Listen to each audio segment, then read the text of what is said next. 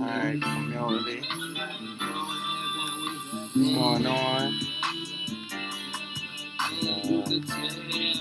Saturday, January 9th, 2016.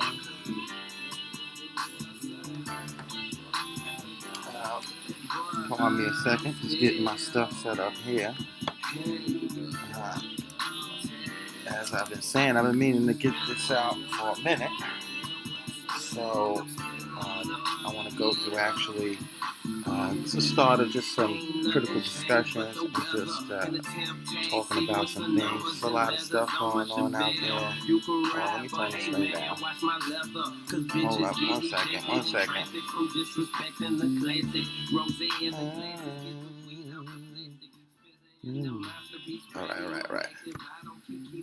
All right. What's going on, community? January 9th, 2016. So yeah, update from the Food Gorilla. Peace and blessings to everybody out there. Again, I've been telling folks I've been meaning to do this for a minute. So I finally got some of these things together. I'm working on finishing this other PowerPoint as we speak, but I wanted to go through this one to kind of kick off the discussions, just at least get some feedback to people and at least get some of this information out there, or at least inspire some thought. If people see some errors in some of the research I'm putting together and some work, I've got some information that could be added to this to make it more clear and more accurate. Let me know, leave a comment or something, send me an email address. Also, folks should check out our website, urbanrebuildinginitiative.org, and give support when you can. You can also do that at paypal.me/feedthepeople if you want to give us a direct donation. But let me jump into this real quick, get right to it. This is one of the study groups and kind of discussions that I do with some of my interns. I work with a lot of youth, or we working to build our capacity to work with a lot of youth, and this is what I focus on. And so it's about food systems, impacts, and influences. This is one of our critical discussion topics. So get right into it. Start out with some vocabulary and terminology. What is a food system? The term food system is used frequently in discussions about nutrition, food, health, community, economic development, and agriculture. A food system includes all processes and infrastructure involved in feeding a population: growing, harvesting, processing, packing, transporting, marketing, consumption, and disposal of food and food-related items. It also includes the inputs needed and outputs generated at each of these steps. A food system operates within and is influenced by social, political, and economic environmental context. It also requires human resources that provide labor, research, and education. Food systems are either conventional or alternative according to their model of the food lifespan, from origin to plate. And this is from Wikipedia. Just to make that more in layman's term, basically, food system is everything that is required for us as human beings to eat, and everything that goes into making that possible, from the production of the food, whether it's beef or meat or some type of produce, vegetables or fruit, to the transportation aspect of trucking, freighting, putting it on a plane, people who package it, the products that go with packaging, processing, processed food, and again, that's a very big broad thing, processing in itself, and it's a whole lot to talk about. Moving ahead, what is competition? Noun: the act of competing, rivalry for supremacy, a prize, etc. The competition between two teams was bitter. That's an example. 2, a contest for some prize, honor, or advantage. Another example: both girls entered the competition. 3, the rivalry offered by a competitor. The small merchant gets powerful competition from the chain stores. Um, a competitor or competitors. What is your competition offering? Um, Psychology, rivalry between two or more persons or groups for an object, desire in common, usually resulting in a victor or a excuse me, and a loser, but not necessarily involving the destruction of the latter. Ecology, the struggle among organisms, both of the same and of different species for food, space, and other vital requirements. And the reason I'm going over some of these terminology because language is so important to be able to have commonalities and understanding, regardless of people's intellectual abilities, level, or things like that.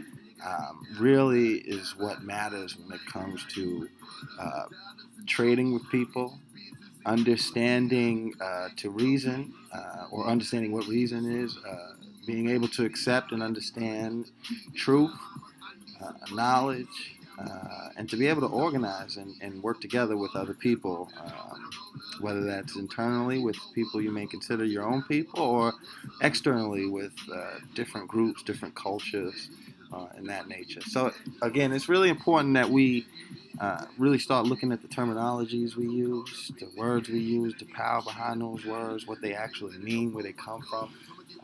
The same old stuff that people have been talking about for you know, for forever. Moving ahead, sorry about that. Wealth creation. There's a good saying by Colin Powell. There are no secrets to success. It is the result of preparation, hard work, and learning from failure. And this is important not only for ourselves or those who want to do something positive and create a more just, equitable, and fair system with their neighbors and within their community and whatever locality they live in. It's important to understand in one aspect that, again, in order for us to really create something that's successful, it's going to be sustainable, it's going to last, it's going to be, um, beneficial for not only the people involved, but for everybody. Really going to have to keep that in mind that it's going to come with mistakes. It's a process. Hard work is and the dedication to continue to go from and through those mistakes to meet the successful goals that folks would like to see. Also, at the same time, from the other aspect that's important is because there are groups and people that may not have the same intentions or be interested in the same goals as others are. And again, they're going to work hard, they're going to be dedicated, they're going to learn from their mistakes, and they're going to try to improve the ways and methods they go about using to achieve their successful goals. So it's very important that we really start to get down some concepts just on a basic level, so we understand things in a better light and get a more critical look at things. Moving ahead, what is a community? Noun, plural, communities. One, a social group of any size whose members reside in a specific locality, sharing government, and often have a common culture and historical heritage. Really quick, you'll see that I've highlighted some things in red and highlighted some things in yellow. Because, again, when you look at some of these things and these definitions that are behind words, they really come again with a lot of schools of thought and theory behind them that give the words their validity, their power, and their meanings.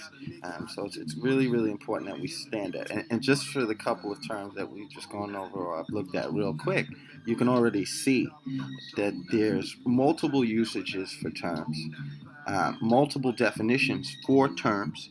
Um, and so again, what that means is, and what that's showing is that it's important to really understand what people are saying, their intentions, how they're saying it, and why. Again, their intentions, why. Um, So again, and pay attention to the usage of language that people are using out there.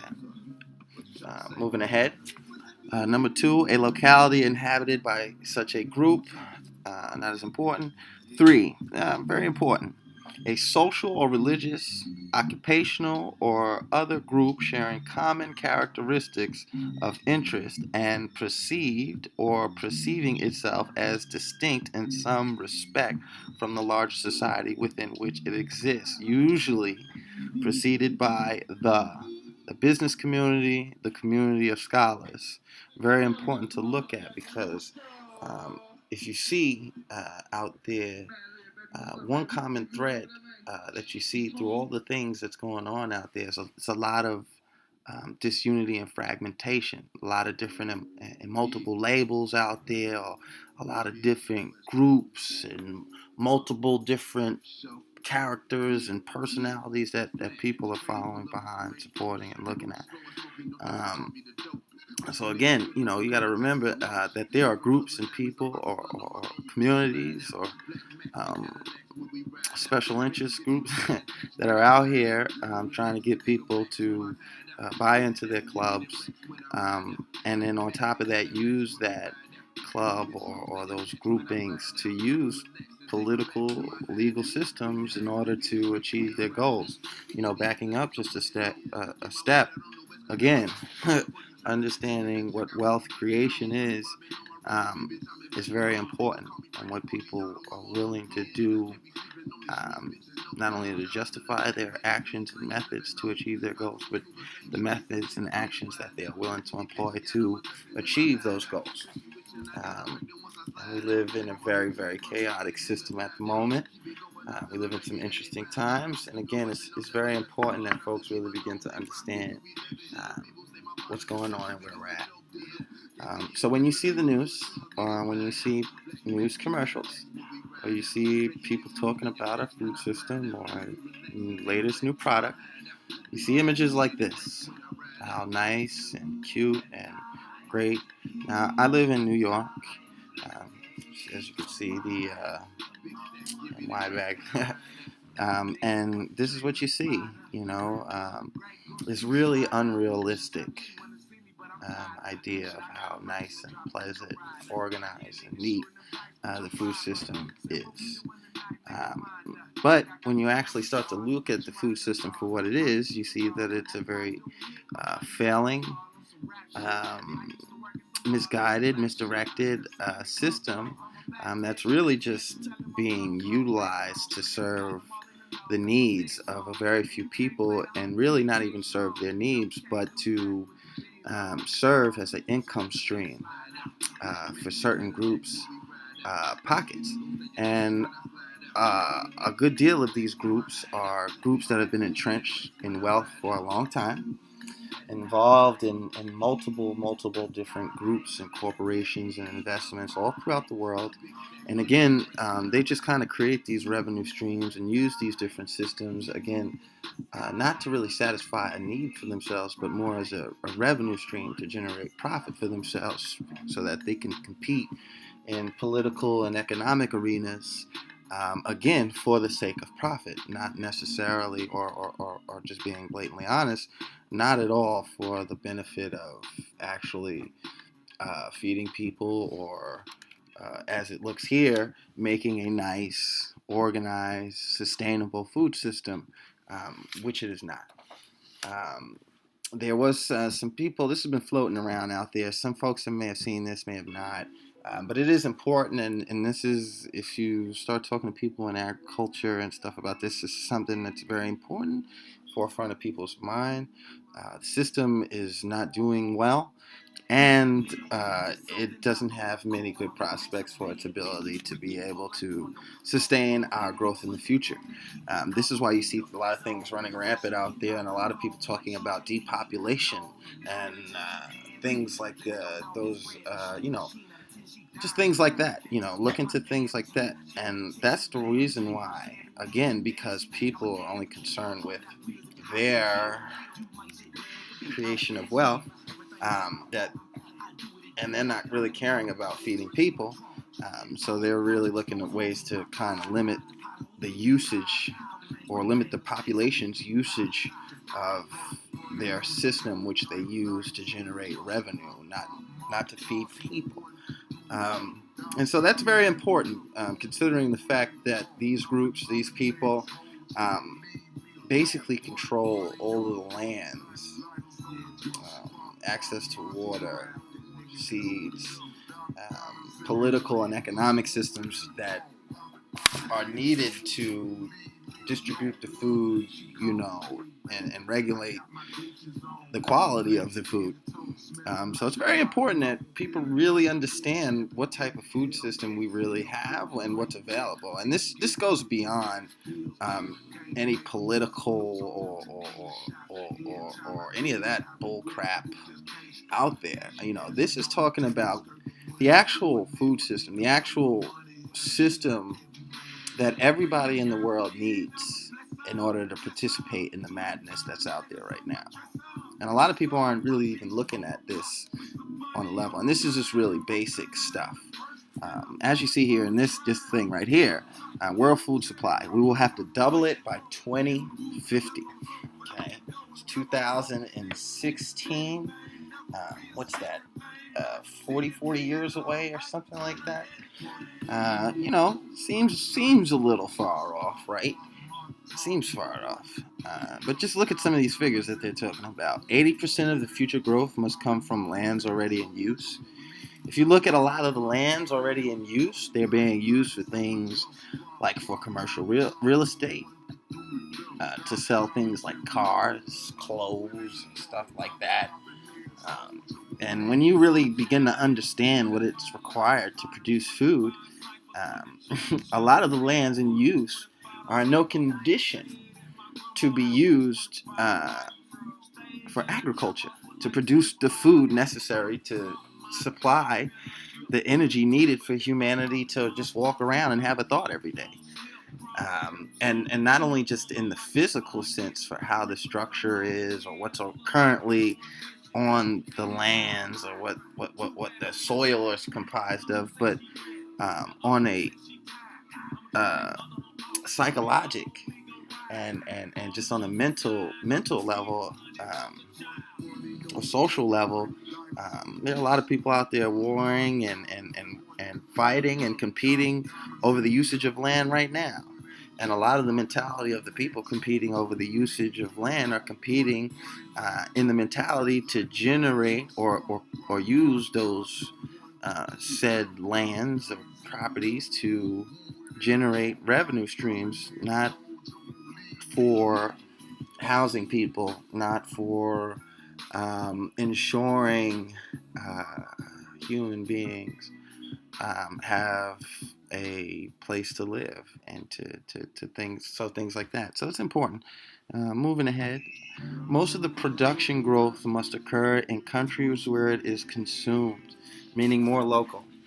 And if you look around, um, locally, just here in America or here in New York, people can't even uh, come to, I won't say that, it's a lot of craziness, it's a lot of stuff, it's a lot of chaos out there. And again, people aren't really understanding what's going on.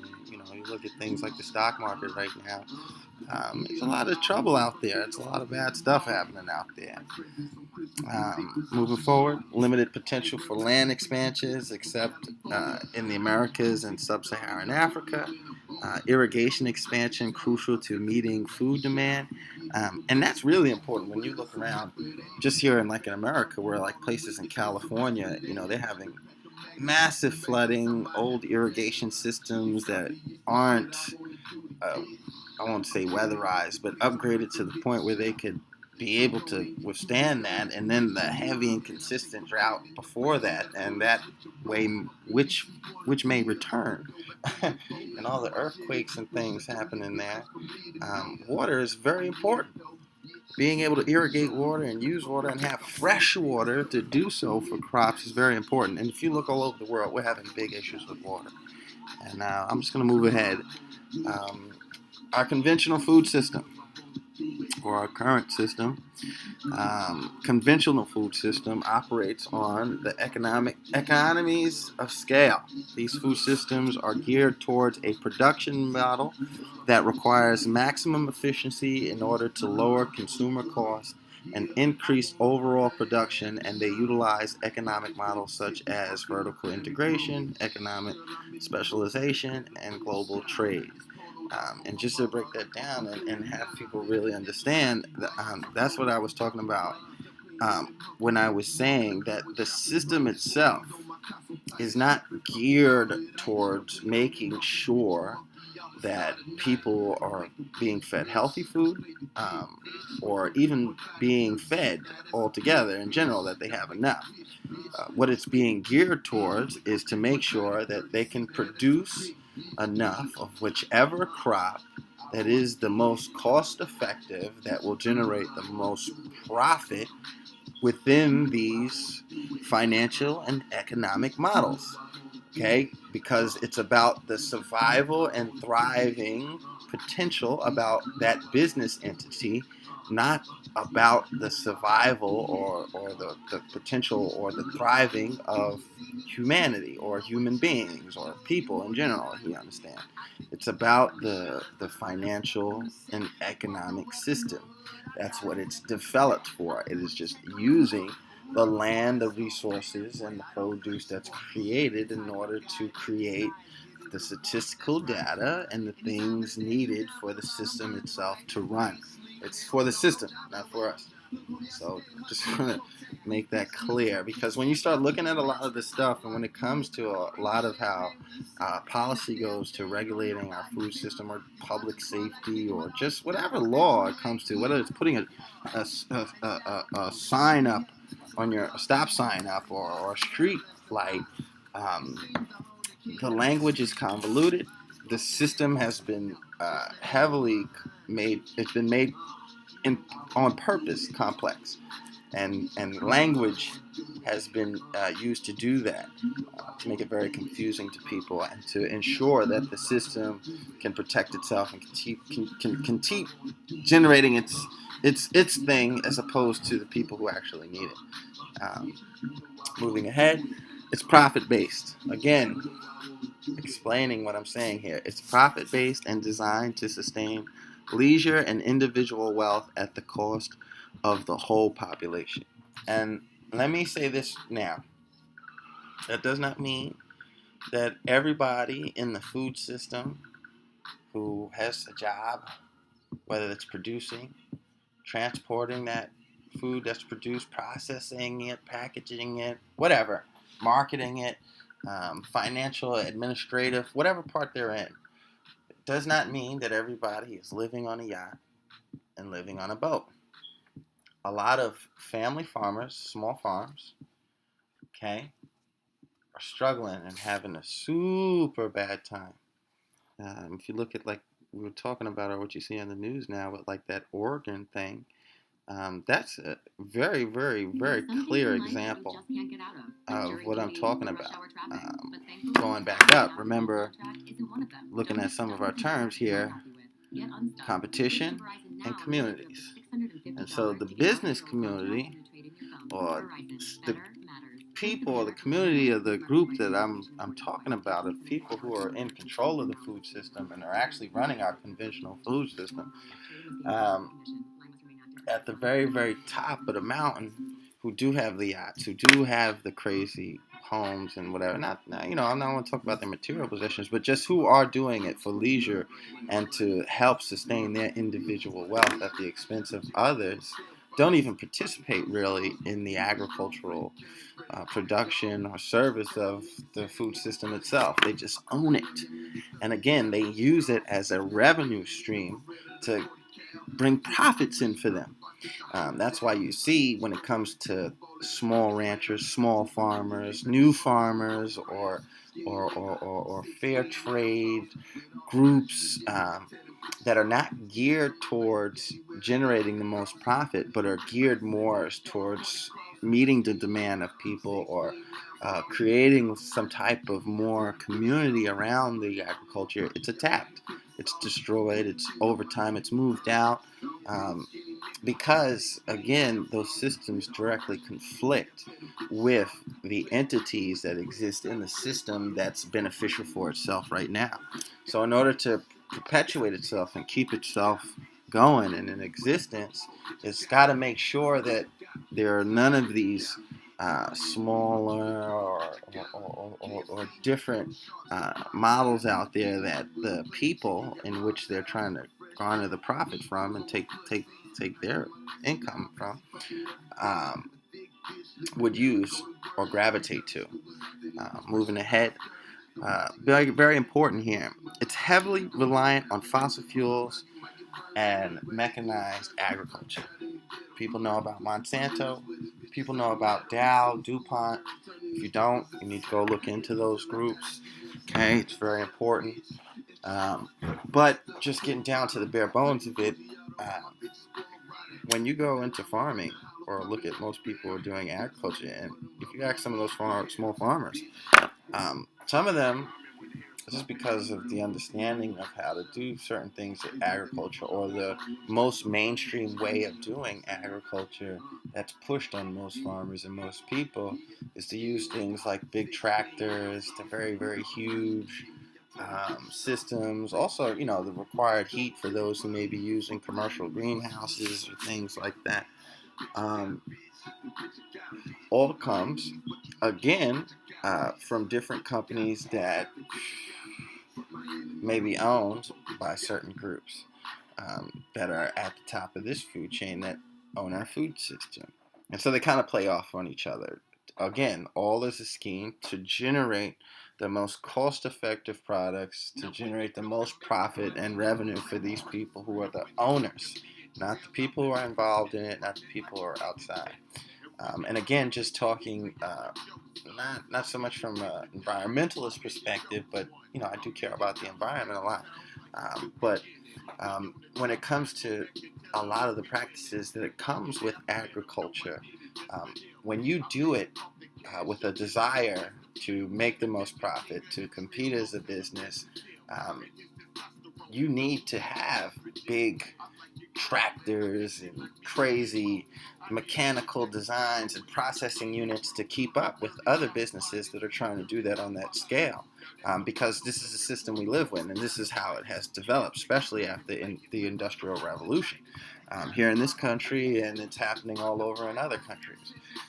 So when you are building or producing with that desire and with that mentality, again, you're going to use uh, strategies and methods to justify to get your result. Not necessarily saying that the result that they're getting again is to feed people, is to take care of the environment. Because me myself, not saying I'm an expert on this. I'm beginning to farm, starting to grow my own food, growing different vegetables. We have a few sites here in New York. Well, not a few. We got a couple. We got two. One in the Bronx, one up in Dutchess County. Small spaces where we're trying to work on growing our own food and just understanding how to grow, understanding our own selves better, and all that. And when it comes to the actual agricultural process, it's not necessarily to use heavy, mass, crazy equipment, crazy amounts of fossil fuels or oils to produce healthy, heavy, metal-free, chemical-free, organic food. It's not hard at all. Okay, it requires labor, of course, watering, planting, and things like that, but it's not hard. And people can do a lot of agriculture in their own spaces. But again, people are deterred from doing their own or being more involved in the production of their own food by things like convenience, because it's more convenient to go to McDonald's or to go to Wendy's or to go to Burger King or to get some processed food somewhere. It's more convenient. You don't have to do the work. You don't have to be involved with it. You don't have to be the labor. You don't have to wait. Um, and so again, sometimes convenience is not always better. But people like it and gravitate towards it because it's convenient. And again, a lot of these entrenched groups, these groups which I'm going to go into and we'll look as we'll go in the proposal I'm talking about, play off of these things to continue their profit scheme, to continue generating revenue for themselves, not necessarily taking care of the public um, benefit. You know what I'm saying? Or are not really taking care of humanity in general. They don't really care about humanity in general. Um, and again, the system is, because of the system that these folks are employing, not saying that all of them are like that and think that way, but just off the root and fundamental of it, the system that they're employing doesn't really allow them to be able to care about humanity. Because if they do care about humanity too much, and they do really sell their goods at affordable prices, and they do try to remain economical or environment friendly and community friendly and locally based, in the current system that it is, they just can't survive. They're not able to continue to thrive or be able to produce because the policies aren't there to back it. The resources aren't being diverted to it. They aren't being driven there. They're being funneled into other things. You know, they're being funneled into subsidies and basic gambling projects where people are cashing in on um, governmental subsidies and insurance without really actually producing any crops or tilling any land, sitting on tax benefits, holding on to lands without actually producing anything, or, different, the system is very complex, but when you look at it again on its just fundamental, just the way it's set up, really doesn't allow people who are invested in different things when it comes to the actual human aspect of the people to survive, because you have to be committed to this very competitive um, model, profit-driven model. Um, and again, I just want to say that, and I don't want to say that, people might listen to this and try to say things like socialism or capitalism. That's bull crap, and those systems are bullshit, okay? Those systems are still totalitarian based, and they all have their own fault and pecking order systems. The only difference between the systems is the moderation and control factor. One is an extreme independent, competitive based system, which I'm talking about capitalism, which is totally about dog eat dog and has no human care and is totally about nickels and dimes, products and goods, services and quantities. On the other hand, your communism system, it's the same sort of system, it's just controlled by a centralized government. Corruption's not going to, it's neither one of those systems are going to be impervious to corruption. So again, what I'm talking about here is our food system. Trading and bartering, fair trade, our actual system that's required, regardless of what we desire or what we choose to do with our life, however we choose to express our creativity or live our lives or whatever we choose liberties for ourselves. I'm talking about the basic essential need for humanity, and that's food.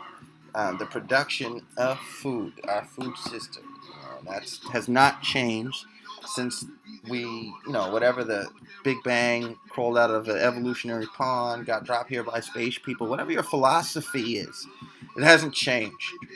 We as a species will always, forever, need sources of food. So we'll always have to develop a food system regardless of the culture. But our current food system is not geared towards sustaining and feeding humanity. It's geared towards creating profits in a theoretical system that gives people class and status and authority over others based on numbers, dollars and cents, not feeding people, not ensuring the health of people, not, any of that. Moving ahead, current system, again, just by its very nature, has a heavy impact and toll on the environment. And I don't just mean in a sense like they're logging down forests, okay, and chopping up old forests. That's important, and that's very true. Um, and I'm not just talking about soil depletion and having lands because of certain crops after 10 years you can't no longer use. Um, I'm not just talking about that. You know, I'm also talking about food waste, right? So there's tons and tons of food in America alone that has gone into the trash every year. And this, indirectly, starts aggression because you have other people starving in other parts of the world. And so people are warring and fighting over access to food while other nations are wasting food, throwing it out, and disposing of it, or processing and creating food that was once good and healthy for people and turning it into poisonous food where people can't eat and can't use. So there's a social and there's a very physical impact that just doesn't come, and it's not just derived from or it's not just revolved around the food system itself, but plays out and manifests itself in other ways.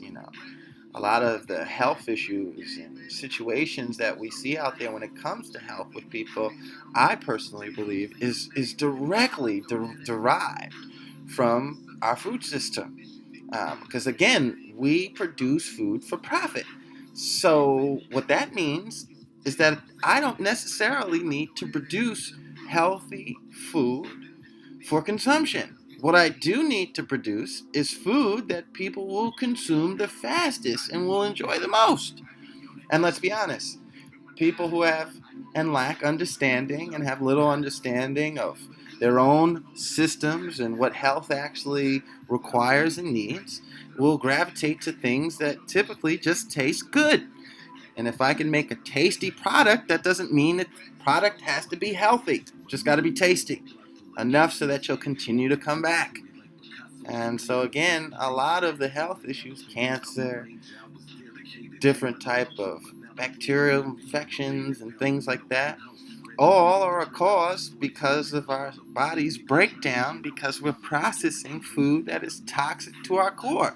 And that again goes back to the heavy impact and toll on the environment, because now you're putting unhealthy food into people who can't now already having trouble processing thoughts because they're limited and lack of information of how the world works, how they work, are now impacted with less energy and less capacity to actually process those thoughts because they're eating processed food and their body is in stress mode 24/7 because of the food that they're processing. And then they're going out into the real world or into the public with other people and they're making decisions for their life. And how do you think these people are actually going to make decisions? Do you think those decisions are going to be the best decisions that a person could possibly make when they're making them under stress and heavy in a heavy load just from processing food, let alone the psychological and financial troubles or social situations that they may be in? And we don't really look at some of these things. Our food system is very, very important and plays a major, major role, and also shows it's like a definite litmus test of how far we have progressed as a society. The way we process, view, and understand our food system definitely, I believe, can show our how far we've come in our understanding as humanity, as just as a people, whether it's in a small locality, on a national scale, on a global scale. And you look at the current food system that we're using and that others are rushing to employ and fighting so hard to protect. Boy, it's sad. It's really, you could see that we're still in a very low way of thinking. And it's sad because while we're sitting in this position, it's having a heavy impact not only on our species, not only on our societies but most importantly on our environment in our world. And again, I don't mean to say this from like a climate change polar bear nut perspective, but to say this just on look at how the environment is going. Look at how people treat each other out there in the world and in the environment. The social environment, the metaphysical environment, the physical environment. It's look around, people. You just gotta look around and put your fucking pride in your pocket and stop acting like you know everything and just look around. It's fucked up. But moving ahead, I don't want to get crazy. It's important, man. It's really crazy what's going on out there. Industrialized processing. Industrialized food processing. This is important. Most of the food people eat It's not real food. It's processed. Okay? It's made up. It's fabricated. It's created with stuff that you should not even be eating. Okay? Some of this stuff is better used for construction materials as adhesive and weatherproofing material than it is as a digestible good to fuel your body and give it energy. And a lot of people don't even know this. You just eat it because it tastes good.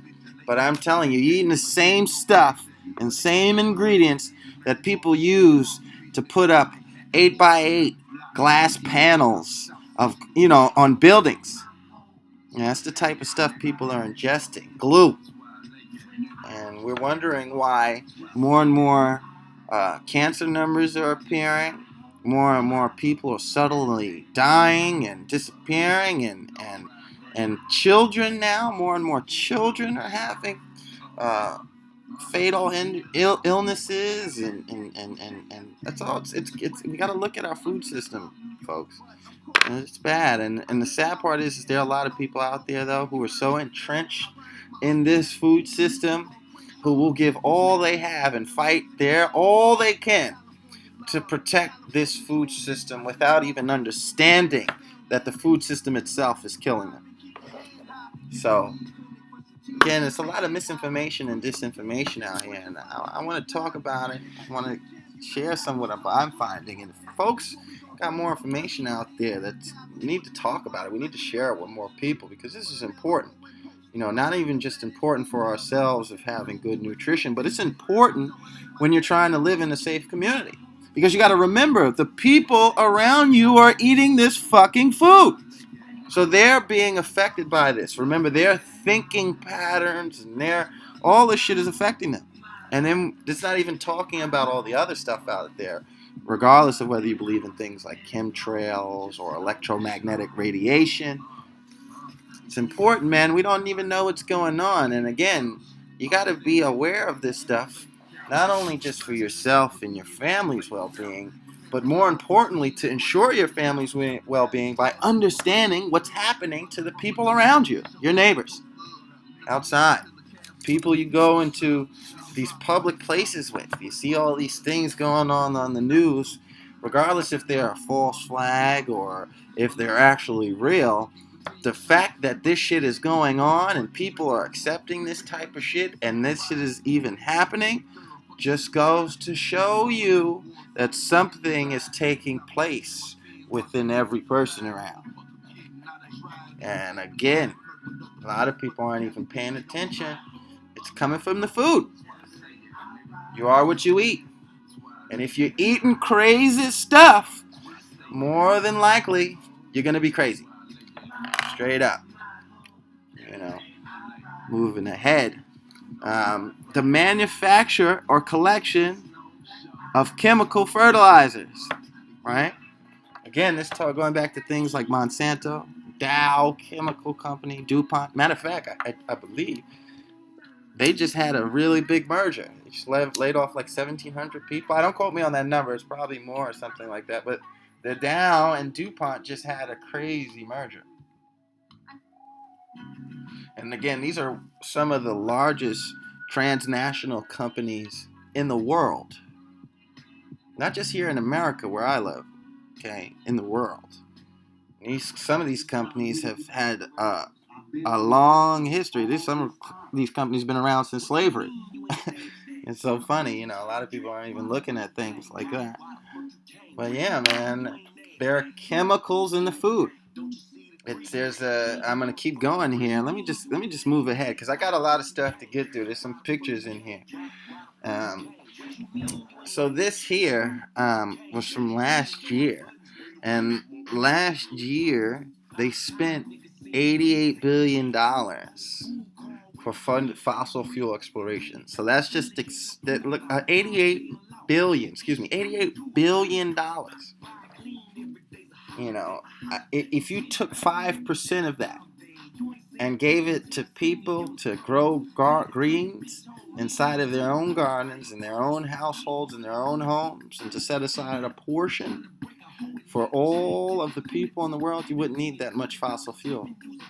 See, again, a lot of this cultivation not only comes to support the system, but just goes really to power the industries, power the economic mechanisms and profit schemes out there. It has really nothing to do with making sure people have enough heat, making sure people have enough food, none of that stuff. And just look at this stuff. United States, 35 billion alone.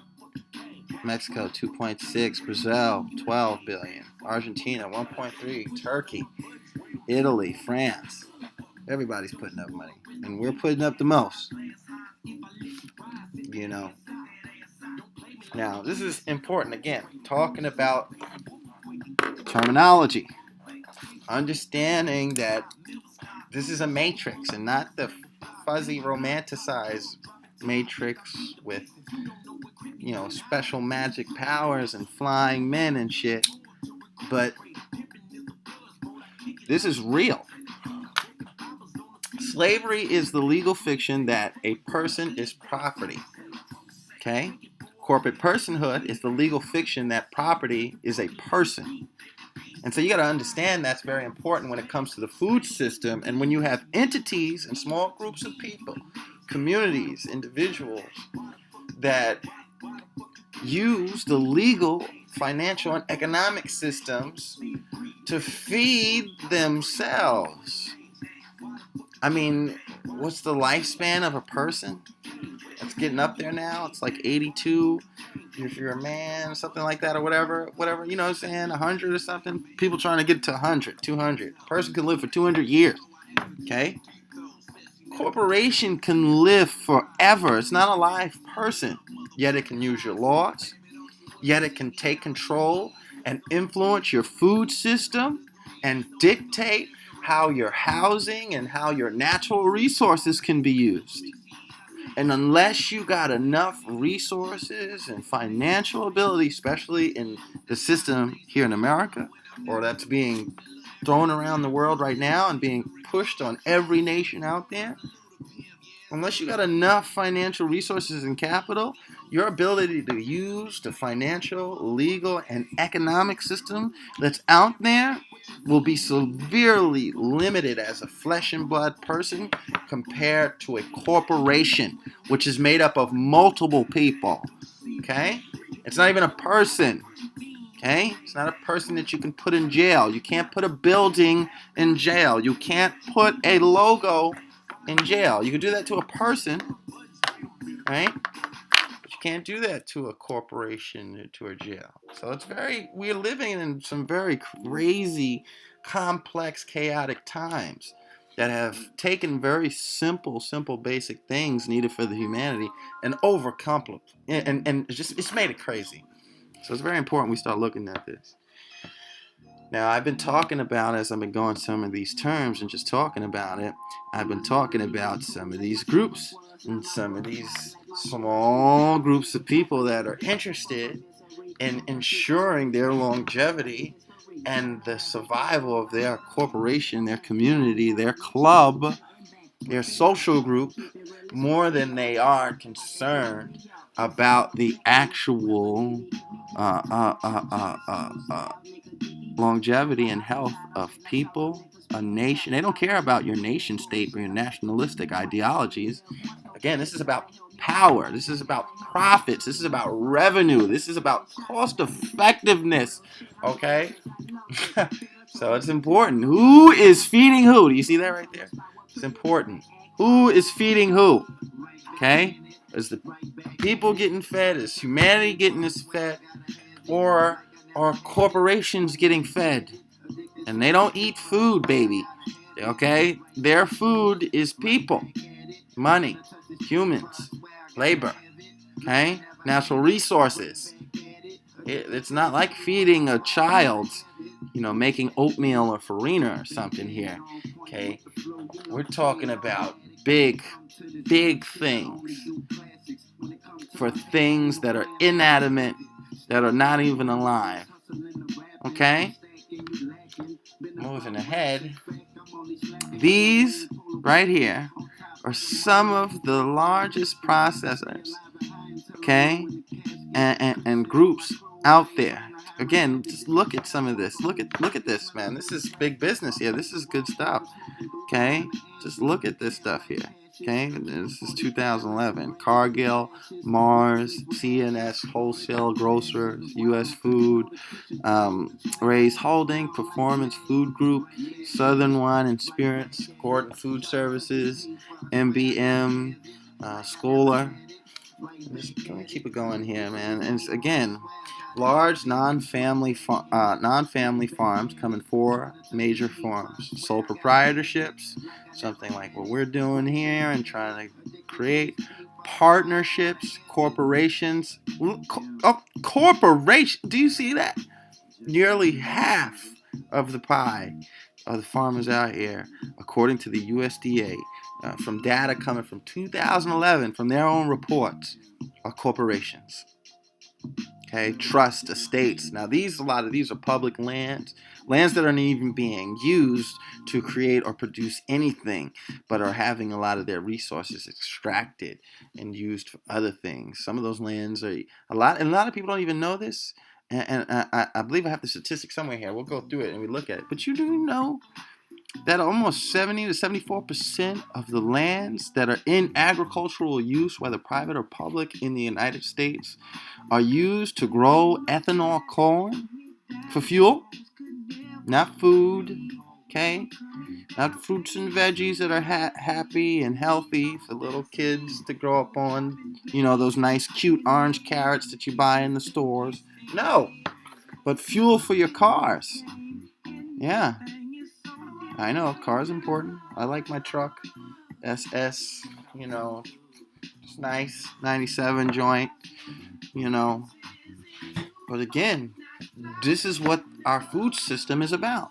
Our food system is being used to create profits and revenue for certain groups of people and has nothing to do with actually providing food to us all.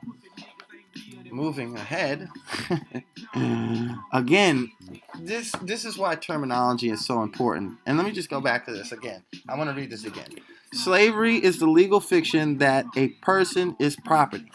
And if you still believe in slavery, you're a fucking douchebag. I don't care what you have to say. Again, this is no political affiliation or political rhetoric or nothing. I just think this is important to look at our food system and understand who's feeding us, where the hell our food's coming from, and how and why the hell is our food system orientated the way it is.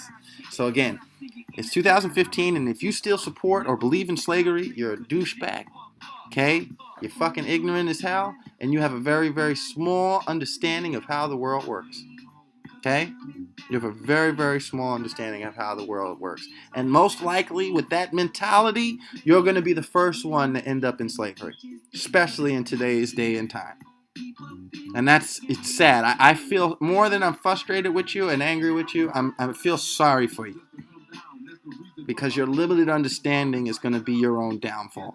Moving ahead, corporate personhood, again, I'm going to say it again. Corporate personhood, do you understand what I'm saying to you? Corporate personhood is the legal fiction that property, piece of furniture, a corporate entity, an idea, is a person. Okay? Sorry, it's just not true. Okay? Now, when you understand why it's not true and understand why most people believe it's true and how bad that is for themselves and for our community and for actually having a say when it comes to policies and laws that are dictated to you and the usage of your actual governing tools, when a corporation is considered a person, they have the same rights, the same equal protection and justification when it comes to the legal, financial, and economic system. So again, this goes back to what I said earlier. If you as an individual do not have enough or more resources than a corporation does, you will not fare a good chance in the current system.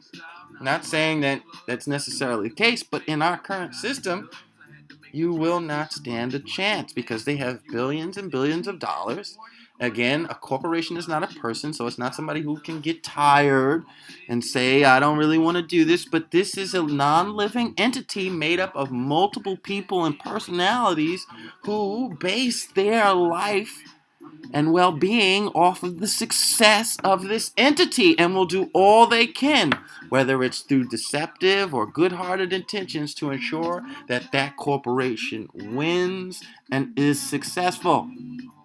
People can't even get their own family members to care that much about them. People have a hard time borrowing $20 from their siblings. Can you believe that shit? Okay? That's the society we live in today. Okay? And a lot of people are out here picketing and protesting, and they're really protesting against corporations, non-living entities, and they don't even know it. And the reason that they have no success is because these entities have so much more control and influence over the system that was meant to protect them than they do.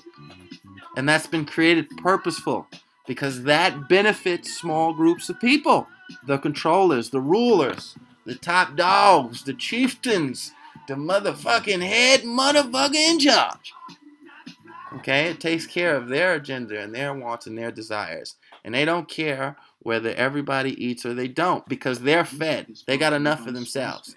What they are caring about and what they desire is control, authority, and profits. Okay? And that's just the reality. That's just the reality of the system we live in again. So as we begin to start to understand the system we're in, it'll give us a better ability to solve our problems and to understand what we need to change and what we need to work on. Also, another important term, and very important when it comes to how the system is influenced and dictated today, lobbyists.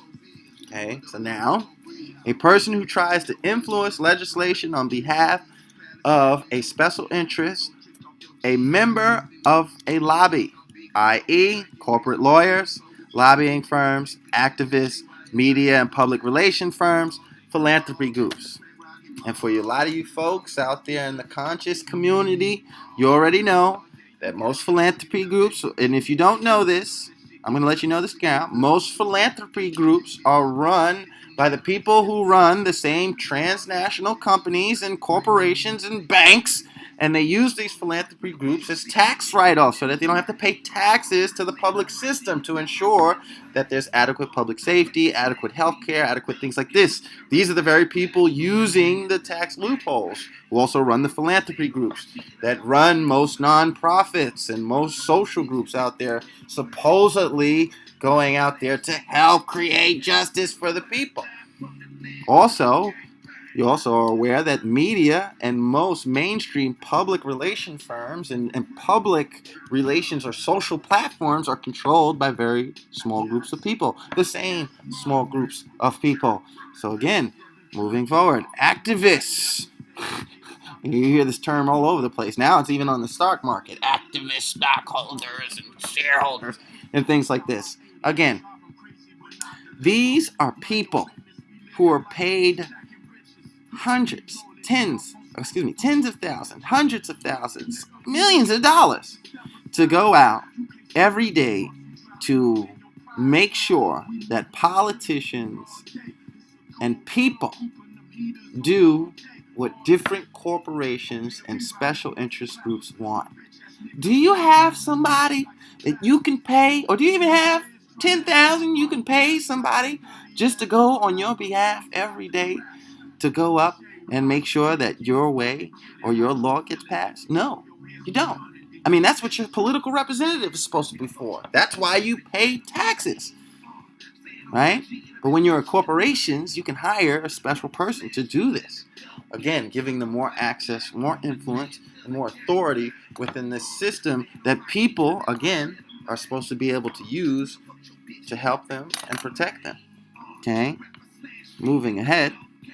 Again, when you create this type of situation, and when you have a strong lobby, okay, and you have millions of dollars, and you have billions of people thirsty for a fucking job, willing to do anything for fame and some access to money, right? This is what happens. You have political officials who are supposed to be representing the will of the people who act as puppets, who don't really represent the will of the people, but represent the will of a group of people or a corporation which has gotten personhood through the legal system, which is legally, right, a legal fiction that has been created, a non-living entity. Okay? And a lot of people don't even realize this. I've said this a lot and many times before. Statistics like reforms validate the system. And our political officials, when it comes to representing the people, represent their people. And their people are corporations. Okay? Their people are these big transnational entities which are controlled by small groups of people. And we're just a part of their products, which is part of the resources. And until we realize that, a lot of this shit is going to keep going on. And a lot of people don't realize the system itself is in trouble. And better wisen up. So again, moving ahead, and this is so important. Just look at this here. You know what I mean? Monsanto, chemical group, makes pesticides. Think Agent Orange and shit. Just look out there. A lot of people heard of Monsanto. But just in 2012, this is just a snapshot, right? They gave all across the board, okay, not one group. They gave it to the nonpartisan group. They gave it to independent. They didn't really give it to the independents. They gave it $1,000. They still gave some money, but they did in a sense, buy and pay for more lobby influence and more political influence. This is what money buys when your system is for sale. When there's no honor or valor. When the system is directed solely towards making money, everybody and everything is for sale. And this is just to show you. And I have tons more. I've also printed stuff on our page and put stuff on the blog, urbanrebuildinginitiative.org, showing how much different special interest groups invest and pay for political influence. It's crazy. And this is, again, just I seen an article, I think Iceland or somewhere in Europe. It's about there are some certain bankers were getting locked up. It's a little light in the darkness. But it was also, I thought, some legislation here in America. I don't know. I heard this somewhere. I don't know. But about having the legislatures and political officials start wearing their logos of their corporate sponsors, so that people can more clearly identify who they represent. And I think it's a good idea. And it's sad to say, but it's true.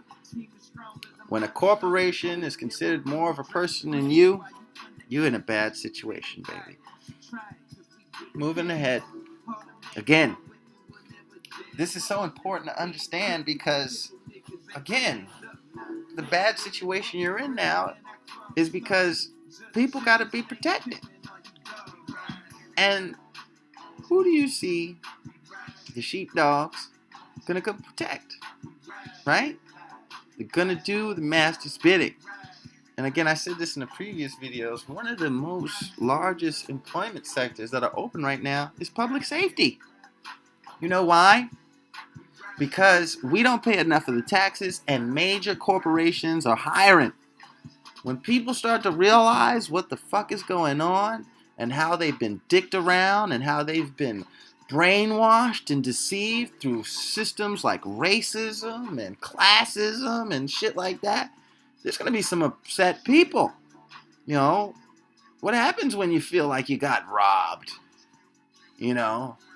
Some people are just going to whine about it and say, oh man, fuck it, I lost it. There are going to be others out there who are going to be fucking pissed. Right? And they're going to want to go out and they're going to want some type of retribution. They're going to want some type of, some type of justice. So people aren't really aware how much our food system affects us. Okay?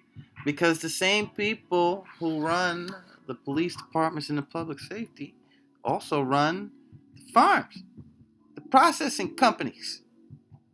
And who do you think they're going to protect? You? Some communities, like poor black communities, they're not even making enough to be able to pay taxes. Poor white communities, same thing. Most people across the board struggling just to make their mortgages and their daily rent payments. Yet corporations, which own tons and tons of property all across this nation and all over the world, have billions of dollars, are hiring. And you think these people don't need a check? You think these people don't need to pay bills for their family? That's why when you look around, comes to new agriculture or creating new businesses or small local businesses, there's less opportunities and hope out there. There's a lot of talk like there actually is, but when you start going out there and actually trying to look for a small business loan or actually go out there to open a small business, it's crazy out there. The amount of shit you got to go through to be qualified, have certificates and this, that, and regulation this and that. It's crazy. Not so for the big corporations that control the public and political arenas, who control the policies and influences coming out through their lobby groups. And so again, that's why you see such a huge militarization of local police departments, and now more and more of the clashing, and the same reason why poor people in general, blacks, working class, have always felt the brunt of the force from public safety agencies. And I won't say all of them, because there are some out there that are real peace officers and that really, are constitutionally elected and do a good job out there. But I know for sure the main big reason that a lot of people, especially in communities of colors, have been receiving the brunt of force from police departments is because of economics. It's because those public safety agencies are paid to corral and control those communities, because people want to protect their economic status and revenue streams. They don't care about feeding the people. That's why racism was created. People don't know this. It was just a means to justify an economic tool of oppression. Straight out. People don't even understand that. And anybody who subscribes to that needs to understand that if you can subscribe to that, that means that you will have to accept that anybody can come up with a justification to enslave you. And when you live in a situation like that, that means that at any point you yourself can be enslaved if a man can come up with a just enough reason to enslave you. People don't even realize the dangers of the things that they believe in for their own self. Most people are bandwagon folks. They just like what they hear because it feels good for them in the moment and it seems popular. But until the shit turns on them and they have to actually experience what it actually represents and means, they turn their fucking tail and they don't want nothing to do with it. But they say experience is the best teacher. Unfortunately, a lot of us haven't learned yet. Still blind, still prideful, still arrogant. Moving ahead, this is important to understand. And again, as I go and keep trying to do these critical discussions and put out these PowerPoints and stuff, I know it's long. It's been like a little over an hour and stuff, but I know it's long. It's a lot of stuff to go over and go through. Matter of fact, I'll try to put these out in parts going forward. But when you understand what's going on here, you realize what's going on.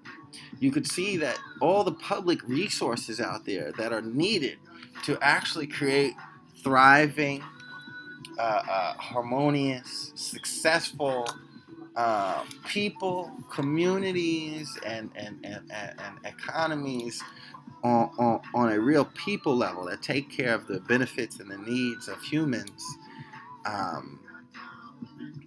You see that with our current system, it going in a total different direction. Because if it was really concerned about people, and meeting the desires and needs of us as a whole, you wouldn't see things like this. And people know what I'm talking about out here. You've heard about the school closings and the defunding of different programs inside of public schools, the budget cuts. You've heard about different affordable housing disappearing. Just here in New York, affordable housing just for people who want to rent housing, especially down there in New York City and all over the state, is disappearing. Healthcare, more expensive. More expensive. Finding good doctors that are actually more concerned about health than generating revenue off of different prescriptions that they could provide to you is becoming more and more rare, and the expenses are just going up and up and up. Youth services and programs, especially for folks in black communities and poor communities, know exactly what I'm talking about. The community centers have long dried up, and most of them are disappearing. Those that are still left, if they're not perpetuating negative stereotypes and pumping a cultural thing, they're fighting their ass off to stay alive and stay open. Senior centers all over the place, same thing, closing down, becoming more corporatized and more regulated. And more regulated to the point where they're more expensive with less quality of services and more of this industrialized mass production of old folks' homes all over for the sake of profit are popping up more and more. Libraries are closing. Oh man, it's crazy. Access to knowledge and information. I know people don't really have a high esteem of library. Well, some of us do. I like the library. But libraries are important, man. Another source of public gathering space, free knowledge and education, and they're gone too. Drug treatment programs are disappearing. Mass incarceration. Prison, school to prison pipeline. Allow people to do illicit, illegal drugs so that they can get themselves incarcerated and locked up, make more money off of people in prisons. As you can see from this picture here, the only door that's open. Not the homeless shelter, not the parks, not the arts and cultures, not the community services, not the library, not the senior center, not the schools, not the housing, not the healthcare, not the youth services. All those doors are closed. The only door that's open is the prison. And as I said in one of the previous videos, they're trying to put everybody into this new prison factory. Slavery didn't die, nor did the slave masters. The ideologies just got transformed into things like corporate personhood. And so now, just as it was before, the goal was to get control and authority over everybody, regardless of your race and religion. They were just willing to give ones certain privileges over others as long as it suited their benefit. And again, that was only up for a time, right? Because as soon as your usefulness was up, you then became the resources. And that is directly out there to a lot of the people who are white supremacists and Ku Klux Klan members and still believing in the race bullshit. And that's on both sides, the black and the white. Especially white folks, because you can see now the system's coming now more and more after you. And more white people are feeling the burn. That's why you see more and more of this politicizing and radicalization shit going on out there, because white folks are starting to feel it again. Because now their privileges have worn out. Because they're no longer useful, because people see through the racist bullshit. And so now, especially after these poorer communities and these less fortunate and less equipped communities are disappearing and there's not enough resources for the slave system to use, it needs resources. So who the fuck do you think they're going to cultivate next? You think they're going to create new people? You're joking. They're going to use you, the ones that they've been bestowing privileges to. And it's going to be even sweet for them because they're not going to have to do as much work as they had to do on us, because you're already content with most of the bullshit that they're feeding you. So it wouldn't be nothing but a couple of switches to make it happen. And that's what you see what's going on. They're making those switches happen as we fucking speak. And now look at it. Got these people out here whining and complaining, looking for help, asking for support. And I don't mean to say that in a bad and a meaning way. Because I'm glad that folks are waking up and realizing that a lot of the shit out there is bullshit.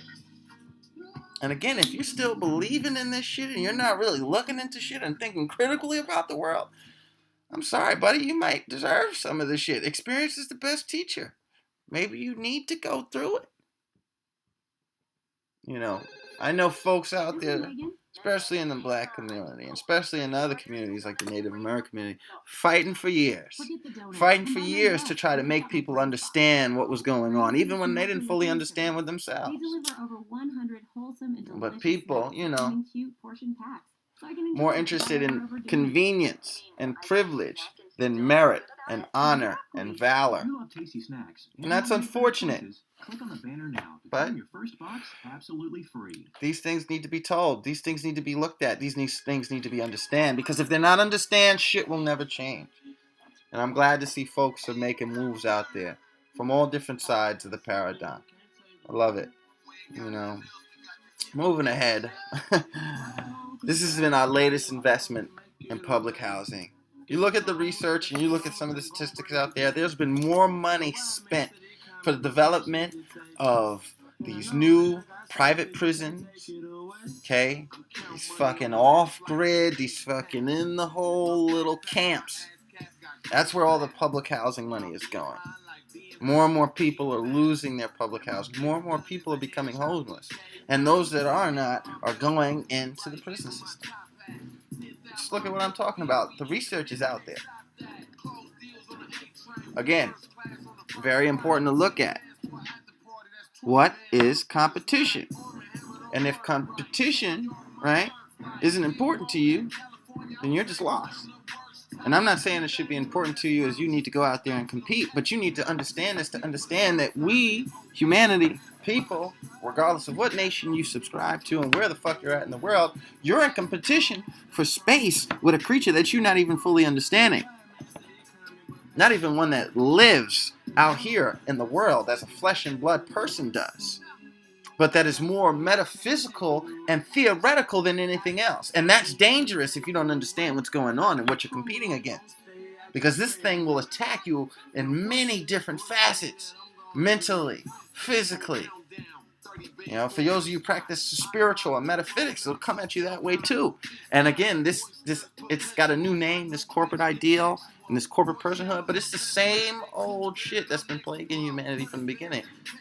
Greed, you know, lust for power and authority over others. You know, it's the same shit. And forgive my language, I'm just trying to be real with this.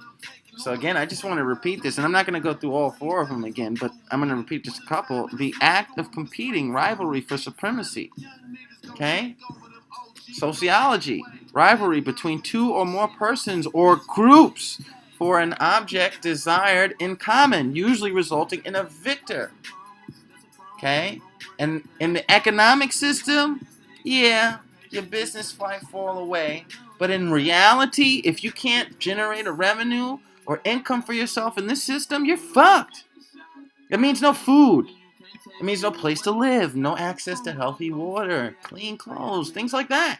You know, it means that you're more likely to fall and gravitate toward things like crime and drugs than you are to have a successful and healthy life.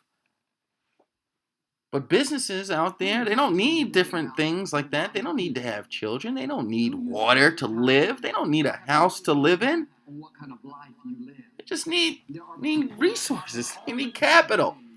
So it's very important that we understand these things. You know, shoot, and just on the ecological level, I'm going to repeat this too before I move on to the next slide. You know, we're already in a struggle as organisms on this planet to survive every day against things like bacteria meant to break us down and turn us into a different type of energy, fighting weatherization, you know what I'm saying? Just on on a physical level. And on top of that, you got to compete on a theoretical level with businesses and entities that don't even exist. You know, a lot of people talk about demons and boogeyman and aliens and shit like that, but you don't even realize that there are actual aliens and demons and spirits and principalities. But they got you thinking in a whole different way because we don't even really understand what's going on. Moving ahead. So current functions and available system. Sorry, I had a typo there. Forgot what I was trying to say. Current functions and available system. I don't know, but It's very important that we understand this here. Just. I don't know why I have this and there. Okay, but current functions of our current system, our food system. Let's read this off. Our food system currently does not function to feed human demand for proper nutrition. Okay, now I'm going to keep emphasizing that because it's important. All humans need a nutrition. A lot of you people got kids, grandkids out there, neighbors and friends, yourself. Okay, everybody needs food. Okay. We grow food to feed products, industries, and corporations. That's just a fact. That's just what our food system has been designed to do right now. It has nothing to do with feeding the demand of humanity. Okay? We grow food for fuel. As I said again, there's a large portion. And look at the statistics. You go out there. Don't believe what I'm saying in this presentation. I'd love for folks, if you find some errors in here, bring me the information so that I can update my presentation and make it better so that when I'm teaching my youth and I'm talking to other people here in the local community and actually doing my study groups, that I can be putting out the right information.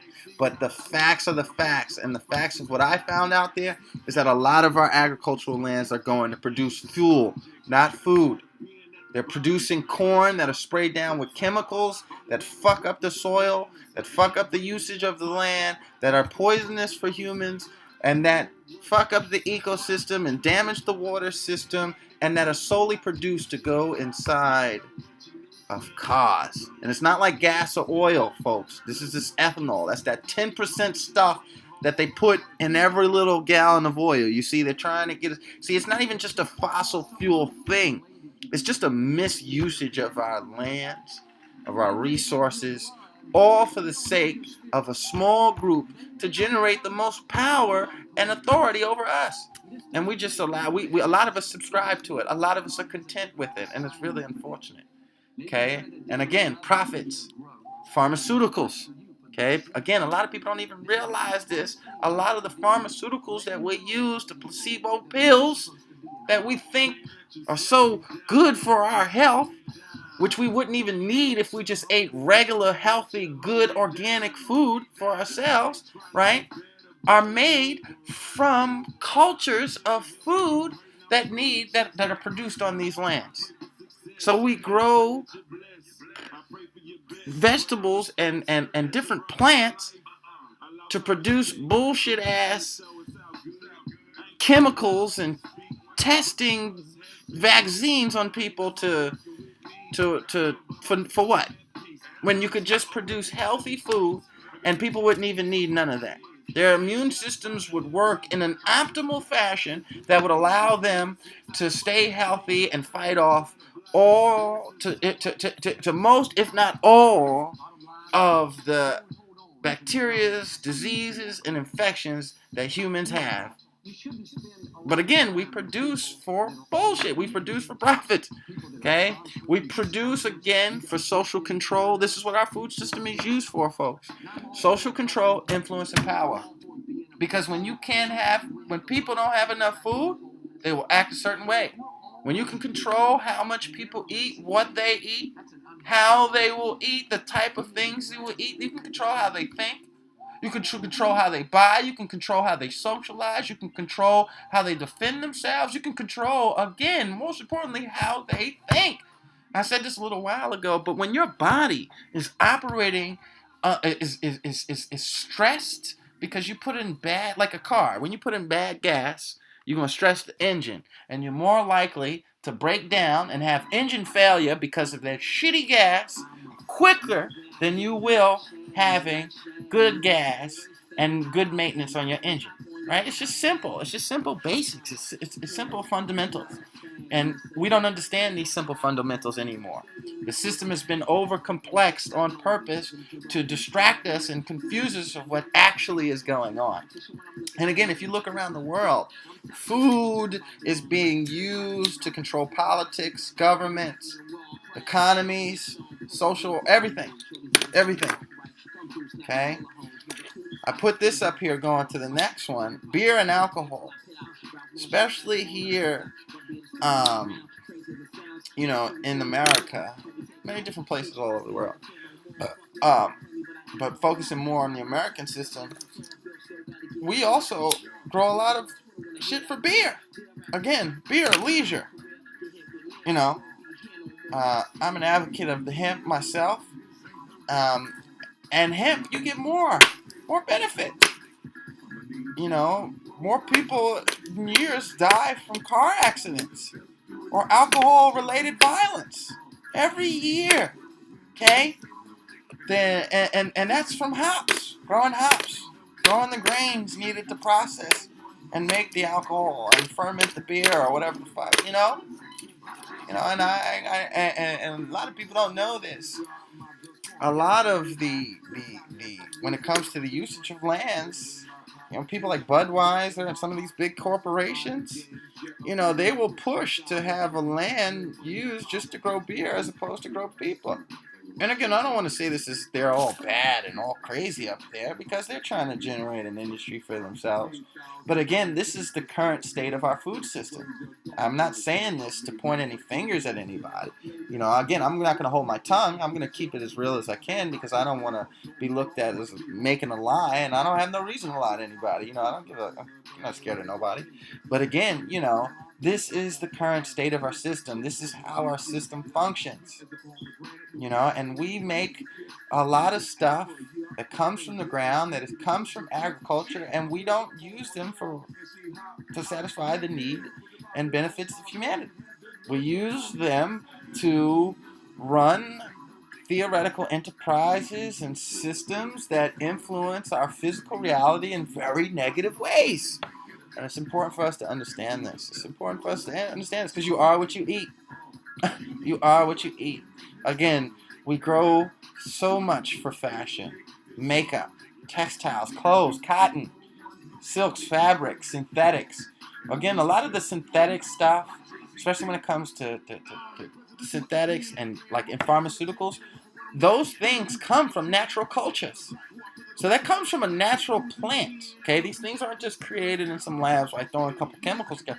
These things actually come from natural culture. So you have to grow specific crops in order to get the cultures, in order to produce the chemicals needed to make a lot of this synthetic material that's out there. And again, when it comes to the synthetic material, a lot of this shit has a lifespan of a couple of minutes. People get their shit, and in minutes they have no use, and it has no functionality in its life anymore. It has no purpose. And so essentially it's garbage. Okay? And where the hell does all this garbage go? And it's not like, compostable garbage where you can recycle it and reuse it and keep it and use it and have it in some usable form. But this is literal garbage, innate shit that will not break down. Okay, that has harsh chemicals and harsh materials inside of it that has to take up space and has to go somewhere. And that is being produced at astronomical rates at the most cost-effective and maximized production rates possible in this age and in this current system. So it's a lot to think about.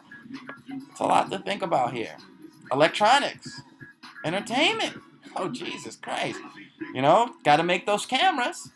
Where do you think plastics come from? Huh? Where do you think those synthetic materials to make the computer chips inside of your computers, right? Inside of your Walkmans, remember CDs? Remember the 8-tracks, right? Now you got your MP4s, and now you got your iPads and your Xboxes. Where do you think all of that material comes from? It's not just come from some place that is unlimited. These things are made and produced, and a great deal of this stuff comes and is produced directly out of the food system. You can't do two things at once. They both require and work. So if you're going to produce food for people to make sure it's nutritious and healthy, you can't really produce the same plants in the same space that you're going to need to produce plastics, glues, synthetics, pharmaceuticals, makeup. right? What is it? Science, two spaces can't occupy the same space at the same time. You know, I don't know. People need to really understand what we're going through here. And I know this is kind of long. If you're sitting through this and you're really looking through this and you're taking me seriously, thank you. I really appreciate it. But this is important. We really need to start looking at this. Again, going to the next one though, abusive uses of transportation and public safety, right? Because land's got to be secure. You know, look at the BLM. Look at the situation in Oregon. Look at countless other communities all throughout New York State, all throughout many, many, many of the states throughout this nation of people being forcibly displaced. For what? Having their farms stolen simply so that groups can test their chemical products to see if that they're effective, in destroying ecosystems, or taking over people's farmland and ranches solely to produce ethanol corn to be shipped overseas to places like China, Singapore, and in Europe for cars that people in this country don't even drive or use, and that may not even be driven in the countries that this ethanol gets sent to?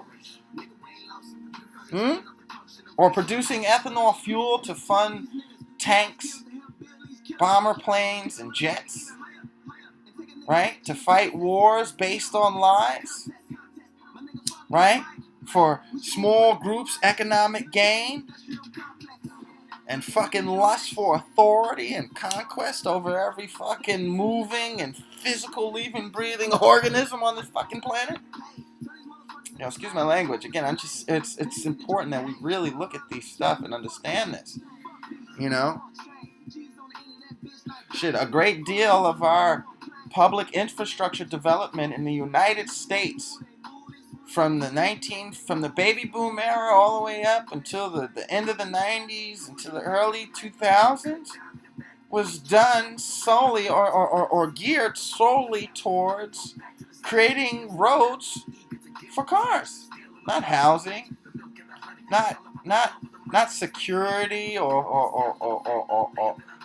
for human benefit to make sure people had housing or access to water or to clean or to food, right? We've been building roads. Matter of fact, here's so crazy. One of the leading statistics right now that the general public or the mainstream consensus base their consensus off of in the status of a nation is their public transportation infrastructure. How well they can move goods and burn fossil fuels. Not how well that their population is fed or how educated or how safe the actual nation or populace is, but how well one truck can get from one place to another. And you got to understand, this shit goes deep. This goes deep. Very, very deep. And that, again, just right there just explains the next one, poor public infrastructure and land use. Nowadays, it's easier for people to give housing and space inside of a building and structure to cars than it is to actual other human beings or animals. Again, people are giving more life and validity to inanimate objects than live, divine, created, adamant creatures, living, breathing organisms. You know? And I don't want to sound like a nut job or something, but it's really true. It's crazy. Moving ahead. It's crazy out there. Oh, man. And just look at this here. Look at this. Look at this. Distribution of harvested irrigated acres by major crop category for the eastern states in 2007. So this is from the USDA. This is for the, eastern states here in America. And just look at how it's broken up. 5.2% vineyards and nut trees. what's that? Other crops, and that could be anything from like greenhouses, and small veggie farms, and things like that. You know, look here. Just look right here. Just let me look at this. 6.2% of the lands that have been irrigated and that have been set aside to be for agriculture and that harvest crops is actually used for vegetables. 6.2%. 6.2%. 25.3 and 23.7% of those lands is used for corn, for grain, and soybeans. And people know this. Soybeans used to create plastic, glues. Okay? Look at this. Wheat, 1.6%. Rice, 14.9. A lot of rice. Good. Again, cotton. Gotta love those cotton shirts, cotton dresses. I know, fashion is nice. It looks good. I see it sometimes. But you gotta see where our food system is actually being used for and and the reason we're in the current state that we're in. Moving ahead. Again, just talking, I just want to give people some visual images of what we're talking about here. This is what the food system is being used for, to create biofuels. Okay? Rockets, your space loss program. How many tons of fuel do you think fits in that thing right there? Where do you think that comes from? How long do you think it takes to grow a stalk of corn? How much land do you think it takes to grow fields of corn? You know? Look, these are the type of things we're growing. We're feeding. Who are we feeding? Are we feeding your children? Okay, are we feeding grandma and grandpa? Are we feeding ourselves healthy, nutritious things? Right? Or are we effectively fueling and feeding war efforts and shit that is not that beneficial for us, and that is more based in convenience than it is in efficiency and our longevity? Right? Think about it. Moving forward. Oh my God, look at this. And again, this is big business, ladies and gentlemen. Big business. Big business. You know. And again, it's a saying. Our people are destroyed for nothing more than a lack of knowledge. And people out there present themselves, and this is all over the conscious community, the truth community, the ignorant community, the Puritan community, the Gnostic community, the religious community, all you motherfuckers out there. A lot of you folks are just heavily intellectualized. You're not really looking at the fundamentals. You really aren't. I don't mean to say this in a derogatory way. I'm just trying to be realistic here. But a lot of folks out there are well trained and don't even know they're well trained, and are well aware, and now I won't say well aware, but they have a great understanding of intellectualized complexities that were created to deceive and confuse people. But they don't really have a real understanding of the fundamentals, the things that really are impacting us and really are affecting us, and the real roots of the problem. And in order for us to change this, guys, without being conned or convinced into some other scheme or to some new age bullshit slavery mechanism, we really got to know and understand what's really going on at the most fundamental and basic level. Because at the end of the day, it's really not as complex as all of these people are making it. And you have to understand and ask yourself, why are they making it so complex? You know? And so again, moving ahead, man. Who's that? You know that guy. A lot of talk out there, right? People in the and don't even notice this guy is very heavy investor. Okay? And you guys love your electronics and your gizmos. Yeah. He likes profit too. And he understands that in order to grow his fucking corn, his soybean, and to create all of his pharmaceutical drugs that he wants to experiment and test on, he needs land. And he also understands that people need land to grow food for themselves. And so it's a question of whether we want a successful business or we want a successful species. I don't know. But I'm going to keep it going. I'm not going to say too much more on that. Self-explanatory. If you're not putting this together and if you're not really looking at this for yourself and just out there listening to, and don't get me wrong, there's a lot of people out there who are pumping some real truth and pumping some. I'm watching too. I'm seeing these videos. You know, I say a couple things on a couple of talk feeds, but I look at a lot of the blogs and feeds out there. I don't say much. I say something sometimes. I've been watching people for a couple of things, and I've been doing a lot of this research and groundwork since back. I started back a lot of this. I ain't gonna lie. I really got into a lot of this research stuff and doing this 2010, and really getting my feet wet and stepping out on my own in 2011.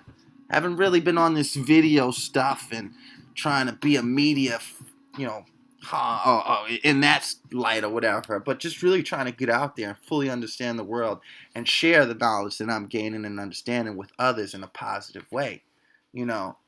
And I've been watching, and there's a lot of you people out there just really creating hype, regurgitating stories that you hear, but not really digging into shit, not really posting or, you know, just talking about doing like the regular news media, just really mimicking the mainstream and trying to say that it's alternative or that it's truth-based or that it's conscious, but you're really just regurgitating the shit. A lot of people aren't really going into these issues and really talking about what's going on out there. And I mean, people are really, they're talking about what's going on, but I mean, in a desperate, like, just adding to the chaos and not really just breaking through those complexities and making it clear for us to understand what is the real problems. Where is these issues and problems actually stemming from?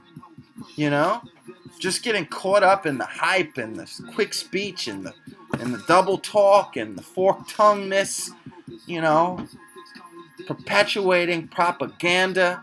A lot of you are out there doing that.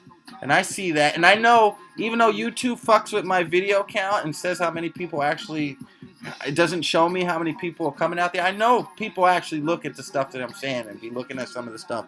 And I watch you guys too.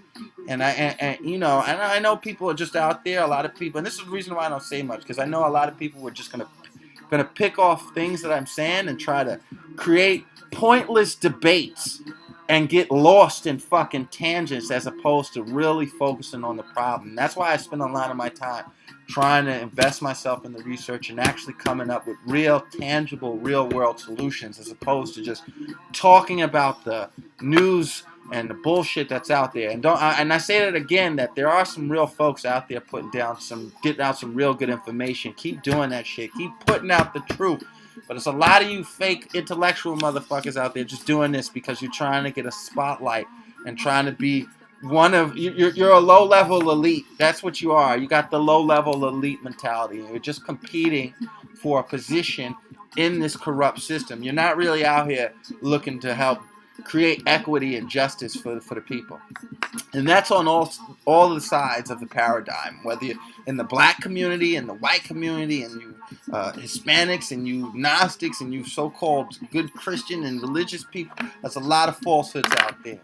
And, you know, moving ahead, you know, again, just more visual. I want folks to understand this. This should feed in. I want to create these visual things because as I get more detailed and just get more into doing these things and putting them out longer, I'll try to do them and make them shorter because I'm approaching almost 2 hours here now. And I hope people stay through this, and I'll chop it up and put out some bits maybe so it's easier for people to consume and people watch shorter videos. I don't know, but I'm going to still put it out either way. And in the future, I'll try to make it more concise. But this is a lot, and this is just some more visual images to bring it home. You know, guys out there, the fashion, Beyonce, she looks great and all that, right? Fashion Week, Amazon. You know, all of this, again, comes and derived from your food system. It takes land and agriculture to produce these things. Your plastics, your adhesives, your glues, you know, your electronics, your portables, all that shit. You know, we all love that shit. And again, Monsanto, the chemical testings, the pharmaceuticals.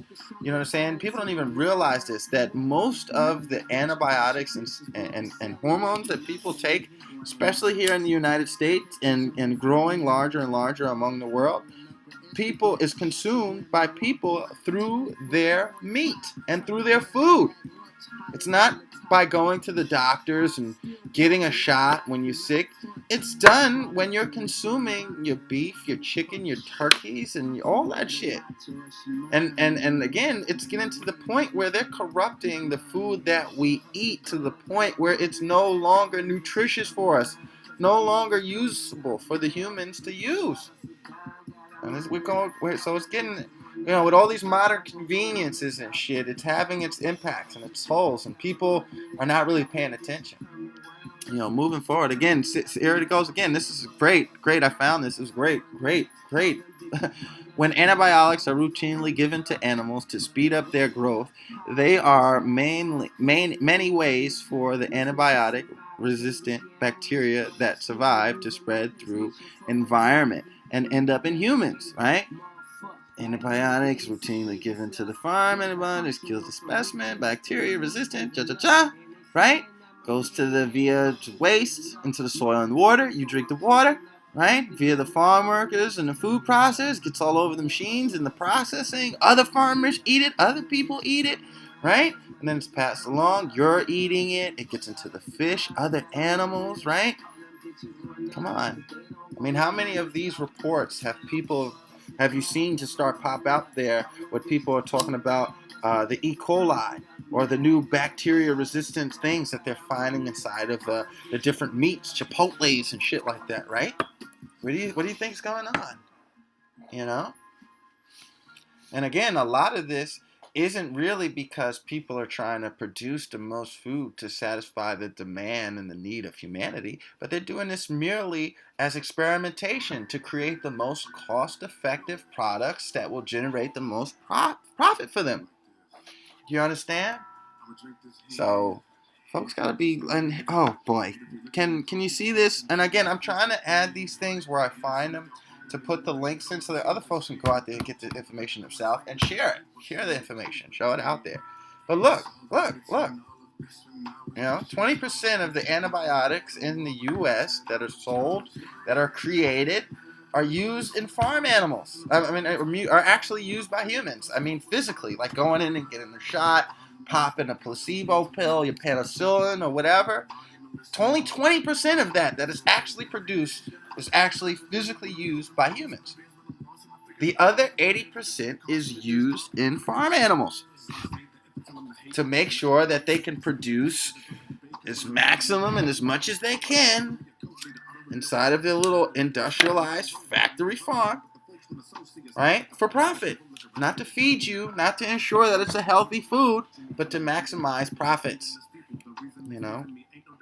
And again, just look at this. It's big business. Big business. So again, as individuals, and you look at some of the stuff, like looking at Oregon and stuff, and again, I don't agree with everything that's going on. I don't know a lot of the people down there. I hope everybody is safe. And again, I myself personally think that there are people who are agent provocateurs on the scene and things. But just looking at the Hammond situation, right?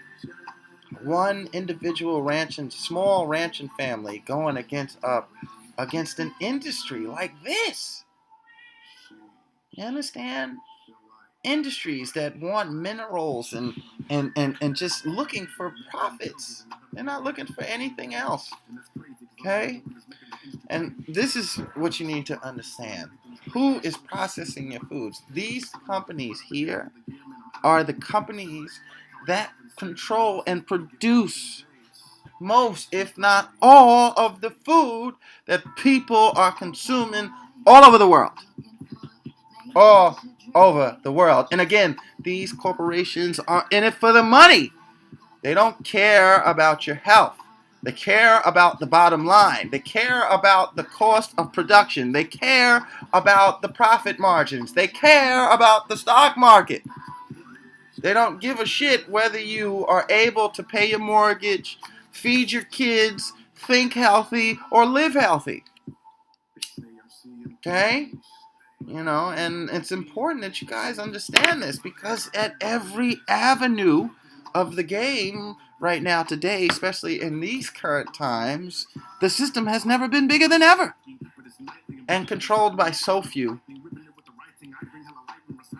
You know, back in the days in places like World War II and World, the old timer people, they used to make and grow their own. Those people lived 110, 101, 90. Those people are still living today. Shit. You know? But you look at some of the generations today, like my generation and other generations, and this is outside, like even in the black community, outside of the gang violence and our own problems on that social level, heart attacks are up. Infant mortality is up. Right? People are dying at a younger and younger age. You know? And we wonder why. Everybody is eating the same food. And you're wondering why people are out there acting aggressive, buying ignorant ideas without thinking critically about the ideas that they subscribe to? How the hell do you expect people to think fucking straight when they can't even have a healthy mood, when their body can't even process the food properly? How the hell can they think straight? You wonder why there's so many people who consume negative ideology and perpetuate negative behavior? You are what you eat, baby. You know, look at this. Processed food, baby. Check out Mr. Koala. It's not organic, no. Oh my God. Because that's what happens, baby. And this is so important. Let me see if I can. I can't blow this little image up here. I'm get that in my computer somewhere, and I'll put that out. But this is serious, folks. And again, this is the result. This is what we are currently living with. We are dealing with the results. And again, the fucking it's like the calm before the storm, because a lot of this shit has been going on, and people know this. History repeats itself, and there's cycles to this shit. And you look at it, baby. We're just dealing with the same results. And to keep doing the same stuff and expecting a different result is insanity. You know, you got all these politicians and people talking about mental health this, health that. But these are the same people making the same goddamn decisions and doing the same damn things. And a lot of people are consenting and supporting these ideals. So you're right. There is some big mental health issues out there. And this is why we keep getting the same damn results. That's why things are not changing for the better. They're only repeating the worse. Moving ahead. This is so important. And actually, what I'm gonna do is I'm gonna stop here because it's just about 2 hours. As you can see, I got a lot more here. Oh my God. Just to keep talking, and I'm gonna actually take a break here. I'm gonna end this for this one. I got a lot more to talk about. Water, more situations that are transpiring, things that are happening, and just it's crazy out here. I'm just gonna drop this here because it's crazy. I've done a lot. It's 2 hours. I don't want to make it too long for folks here. It's so much. I got so much information. Again, folks out there, if you see my video, you got something to say or debate, let me know. I appreciate the feedback. Looking for positive feedback, information that I can add. If I need to update a few things, if I'm off on some information, let me know. Help me build these things, because these are the same PowerPoint materials and educational materials that I use in my own class. With other people and inside my study group, so I'm always looking to improve them. But as you can see, it's a lot of stuff that folks need to dive into, that we need to talk about, and that's with being aware of what's currently going on in our environment and staying up to date with news. So again, it may look intimidating, but it's not. And it's so vitally important that we start to dive into what's really going on, not only with our social and political system and what our economy is doing, but what our food system is doing, ladies and gentlemen. Right? Understand what is required for humanities to live, not only just to live, but everything that goes into that. So I'm gonna cut it here. I'll be back. Because again, I'm going to continue to work on these PowerPoints and this presentation and come out. I'll make my information more consistent. Maybe break up my next few videos into shorter videos to make them shorter. As you can see, I got a lot more information and stuff to keep going on and talk about. And it just keeps going. And I'm going to keep adding to this and keep building this. And I'd love to debate with folks and talk about more stuff. I'll leave you with this. Okay, 2016, guys. We got to be aware, and much peace, much love to everybody out there. Genuinely trying to do things positive and build and be righteous. Keep on trucking, man. Keep doing it and keep building. And I'll be back with more updates and more of this stuff. Would love to hear some feedbacks. Whoever made it to this last portion and made it all the way through this video, I fuck with you. Appreciate you, support you, thank you. Forgive my language. Help me get this information out there. Remember, check out the website, urbanrebuildinginitiative.org. If you can support, help us continue to grow, continue to do the work that we're doing. Help me continue to do this research. You can go to paypal.me/feedthepeople to support the Urban Community Food Project program that I'm doing to keep growing this food. And again, folks out there, comment on these videos, help share these videos, send me information, let's dialogue, let's talk. Take advantage of our blog. If you want something posted and got some information, send it to me so I can put it out there too. I'd love to support genuine information. And as always, stay sucker free, stay aware, stay alive, stay blessed. And much love to everybody out there. Much respect, much love. And continue to support us, man, and continue to build up your community. Take care of your family, take care of your community, and be well. Fugarilla out.